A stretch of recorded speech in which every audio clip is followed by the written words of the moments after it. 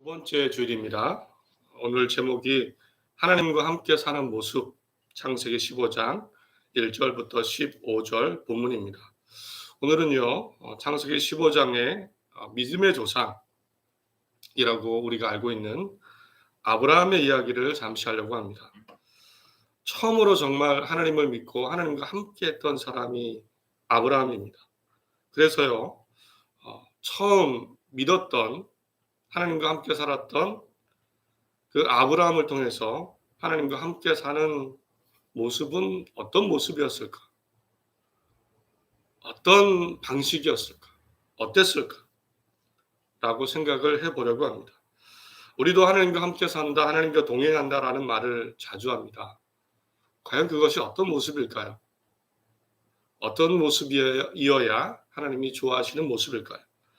주의를 지키고 하나님께 기도하고 성경도 읽고 찬양도 하고 하나님이 기뻐하시는 일을 하고 참 좋은 모습입니다. 눈에 보이는 교회가 있고 또 해야 될 것이 무엇인지 잘 알고 있기 때문에 하나님과 함께 산다는 것 어쩌면 당연한 것이고 또 할 수 있다면 할 수 있는 일이기도 합니다. 그런데 아브라함에게는요, 사실 처음 하나님을 믿었던 아브라함에게는 하나님과 함께하는 것이 어떤 것일까 전혀 배울 데가 없었습니다. 교회도 없지요. 성경도 없지요. 누구 하나 물어볼 사람 없습니다. 처음으로 나 혼자 정말 하나님과 함께하는 것을 하나님께 보여드려야 되고 나도 그렇게 살아야 되는 겁니다. 그래서 어떻게 보면 아브라함에게서 그 삶에서 과연 순수하게 하나님을 섬기고 믿는 모습은 어떤 것일까를 알 수가 있습니다. 물론 하나님도 하나님과 함께 해주셨습니다. 처음으로 하나님과 함께 하기로 했던 아브라함과 함께 하셨고 때를 따라 도와주셨습니다. 가장 원초적이고 정직하고 순수한 현실적인 아브라함이 하나님과 함께 했던 모습, 오늘 창세기 15장을 중심으로 함께 나누어 보겠습니다. 잘 깨달음이 있고 또 위로가 되고 또 하나님을 통해 힘을 얻는 그런 시간 되시기를 간절히 바랍니다. 먼저 창세기 12장에는 하나님께서 처음으로 아브라함을 부르셨죠. 갈대아 지역 우르라는 곳에 살았습니다. 하나님이 나타나셔서 내가 지시한 땅으로 가라. 75세에 아브라함은 결정합니다. 아내를 데리고 조카 롯과 함께 그 말씀하신 가나안 땅으로 이주를 합니다. 지금과는 다릅니다. 완전히 새로운 도전입니다. 이제 본격적으로 하나님과 함께하는 삶의 시작입니다. 하나님의 약속만 믿고 말씀 한마디만 믿고 이제 하나님과 함께하기로 결정을 하고 떠나게 된 겁니다. 이제 보겠습니다. 본격적으로 하나님과 함께하는 삶입니다. 어떤 모습이었을까요? 아주 이상적인 모습이 펼쳐졌을까요? 분명 하나님도 함께해 주시죠. 어떤 모습이었을까요? 첫 번째로 조금은 놀랄 점이 있는데요. 사실 아브라함의 새로운 삶, 하나님과 함께하기로 한 삶은 예전과 별로 다르지 않았습니다. 다르지 않다는 것은요, 여전히 힘든 일도 생겼습니다. 어렵고 때로는 생명의 위험을 느끼는 그런 일도 있었습니다. 새로운 땅으로 이사를 했는데 흉년이 들었습니다. 하필 흉년이 들었습니다. 곡식이 없으니까 이집트 땅으로 내려갔는데 그곳에서 또 일이 벌어져서 아내를 뺏길 뻔도 합니다. 사실은 아브라함이 자기가 죽을까 봐 두려워서 아내를 누이라고 소개를 하죠. 그래서 왕에게 뺏길 뻔합니다. 시간이 흘렀습니다. 일이 잘 되는가 싶더니 아브라함의 목자와 조카 롯의 목자들이 또 싸우는 겁니다. 이제 같이 살 수 없는 지경이 된 겁니다. 그래서 둘이 또 갈라집니다. 조카 롯은 소돔성 있는 소돔 땅으로 갑니다. 14장에 가서는 오늘 15장의 바로 앞장이죠.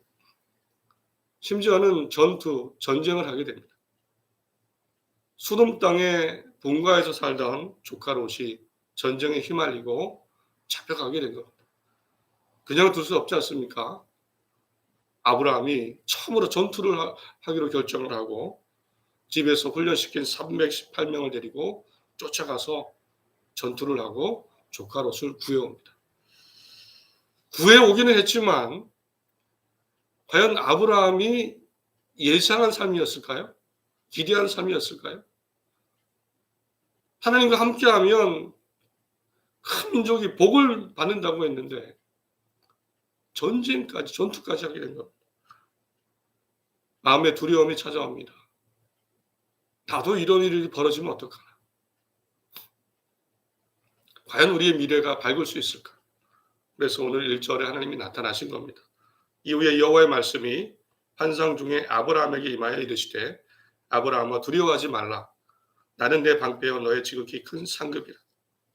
하나님이 나타나셔서 위로해 주신 겁니다. 이후에도 문제가 없는 것이 아니었습니다.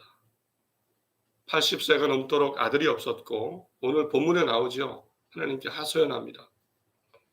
하나님 아들이 없으니까 우리 집에서 길러온 다메섹 사람 엘리에셀 종이 이 재산을 다 가지고 후임자가 될 겁니다.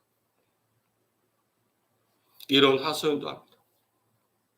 결국 85세가 됐을 때 그 아내 사례도 마음이 조급하니까 미안한 감도 있었나 봅니다. 자기 종 하갈을 아브라함에게 아내로 줍니다. 당연히 하갈이 임신을 했는데 또 문제가 생기죠. 하갈이 이제 여주인을 무시하는 겁니다. 내가 임신했으니까. 결국 쫓겨나게 되고 또 다시 돌아오는 일이 또 벌어집니다. 드디어 86세에 하갈을 통해서 이스마엘 아들을 얻습니다. 그리고 드디어 100세에 가서 아내 사라를 통해서 아들 이삭을 얻게 되죠. 또 그 이후에도 문제가 생깁니다. 먼저 태어난 이스마엘이 동생 이삭을 괴롭힙니다. 그 일 때문에 이제는 완전히 떨어져 살게 되죠. 하갈과 이스마엘이 아브라함과 떨어져서 따로 살게 되는 그런 일이 또 벌어지게 됩니다. 이처럼 아브라함의 삶, 하나님과 함께하기로 결정을 했습니다. 우리는 좀 다를 거라 기대를 하죠. 다 기도한 대로 다 되고 힘든 일은 가능한 한 생기지 않고 정말 이상적이고 아름다운 인생의 스토리를 기대하는데 아브라함의 삶 여전히 문제도 있고요. 힘든 일도 많이 생겼습니다. 똑같이 이 세상 사람들이 살아가는 삶을 살아간 겁니다. 이것이 처음 아브라함이 하나님을 믿었던 아브라함이 하나님과 함께 했었던 모습입니다. 그런데 두 번째로 하나님과 함께 했던 그 아브라함의 모습에서 놀라운 점이 있습니다. 아브라함은요, 끝까지 하나님을 떠나지 않았습니다. 어쩌면 성경에는요, 한 번도 하나님에 대한 떠나겠다는 표현이 나오지 않습니다. 6절에도 아브라함이 여호와를 믿으니 여호와께서 이를 그의 의로 여기시고 두렵기도 하고 실망도 되겠지요. 내가 하나님을 믿고 여기까지 왔는데 마음이 무겁기도 했을 겁니다. 그러면 어딜 가나 가장 먼저 제단을 쌓았습니다. 하나님과 함께 하겠다는 증거죠. 이 아브라함의 다짐과 같습니다. 다짐의 증거입니다. 가장 먼저 돌 쌓아서 제단을 쌓고 하나님께 향기를 올려드렸습니다. 왜일까요? 그 수많은 일을 겪다 보면 수많은 일을 겪으면서 그 가나안 땅에 다른 신을 선택할 수도 있었겠죠. 그러나 그러지 않았습니다. 왜일까요? 하나님이 계시기 때문에. 때때로 꿈의 환상 중에 하나님이 나타나셨고 내가 맞는 하나님이 계시기 때문에, 그리고 내가 하나님과 함께하기로 결정을 했기 때문에, 내가 선택한 진짜 하나님, 힘들다고 어려운 일 생긴다고 버리는 것은, 떠나는 것은 말도 안 됩니다. 끝까지 붙어 있어서 함께 해야 되죠. 내가 알고 계시고 존재하시고 믿기로 함께하기로 선택한 하나님, 끝까지 그냥 당연히 함께하는 겁니다. 함께하는 겁니다. 당연한 것이고 순수한 것이죠. 그 하나님을 의지할 수밖에 없습니다. 하나님과 함께했던 처음 사람 아브라함의 모습입니다. 마지막으로 하나님과 함께하는 인생 어떤 모습인가? 마지막으로 말씀드릴 것은 하나님에 관한 것입니다. 하나님도 아브라함과 함께 해주셨습니다. 때를 따라 힘을 주셨고, 오늘 본문이죠. 전쟁하고 두려운 아브라함에게 아브라함아 두려워하지 말라. 나는 내 방패여 너의 지극히 큰 상급이라. 나타나셔서 위로해 주셨습니다. 내가 너의 방패가 될 거야. 너는 망하지 않아. 이후에 또 간략하지만 앞으로의 미래도 얘기해 주셨습니다. 5절 그를 이끌고 밖으로 나가 이르시되 하늘을 우러러 무뼈를 셀 수 있나 보라. 또 그에게 이르시되 내 자손이 이와 같으리라. 다시 한번 확인시켜 주셨습니다. 15절에는 이런 말씀도 있죠. 너는 장수하다가 평안히 조상에게로 돌아가 장사될 것이요. 하나님은 아브라함의 마지막 순간을 얘기해 주셨습니다.